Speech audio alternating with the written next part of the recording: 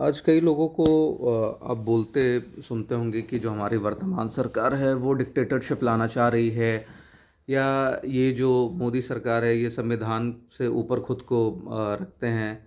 हालांकि इसका जो नज़ारा है, लाइव एग्जाम्पल के साथ हम आपको बताएंगे कि ये शासन किसके शासनकाल में ज़्यादा देखने के लिए मिला था। ये जब कांग्रेस का शासनकाल था, ये 1971 का एग्जाम्पल हम देते हैं कि जब 1971 में चुनाव हुआ था, तो रायबरेली से इंदिरा गांधी चुनाव लड़ती हैं और वो जीत भी जाती हैं। तो जो उनके अगेंस्ट में चुनाव लड़े थे राजनारायण, वो इस हार को स्वीकार नहीं करते हैं और वो इलाहाबाद हाई कोर्ट में इसको चैलेंज करते हैं। इलाहाबाद हाई कोर्ट इंदिरा गांधी के खिलाफ फैसला सुनाता है और 6 साल तक उनको चुनाव लड़ने के लिए प्रतिबंध लगा देता है। और उनके जो वो चुनाव जीती थी इंदिरा गांधी, उस चीज़ को वो इनवैलिड करार देता है। तो इस उपज में इंदिरा गांधी 1975 में आप इमरजेंसी का बैकबोन बोल सकते हैं कि इमरजेंसी का जो एक शुरुआत होता है, वो कहीं ना कहीं इस जो इलाहाबाद हाई कोर्ट का फैसला था, इससे ये कनेक्ट करता है।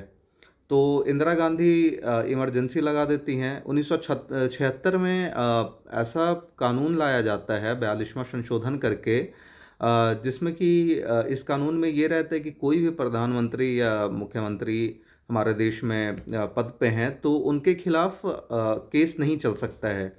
कोई भी क्रिमिनल या सिविल ऑफेंस उन पे नहीं चल सकता है। और इसके पीछे वो लॉजिक ये देती हैं कि इससे जो है गवर्नमेंट अनस्टेबल हो जाएगी, काम करने का मौका नहीं मिलेगा। और वो 42वां संशोधन करके ये कानून पास करवाती हैं। और आप सोचिए कि तमाम बड़े जो नेता थे उस समय विपक्ष के, वो जेल में थे। ना इस पे कोई बहस होता है, ना चर्चा होता है, और ये एक तरफा ये कानून जो है वो पास हो जाता है।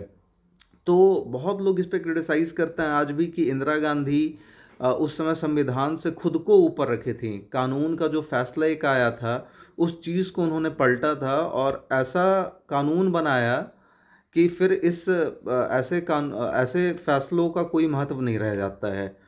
और ये जो था, फिर 1978 में मोरारजी देसाई प्रधानमंत्री बनते हैं, जनता पार्टी की सरकार बनती है, तो फिर इस कानून को ख़त्म किया जाता है।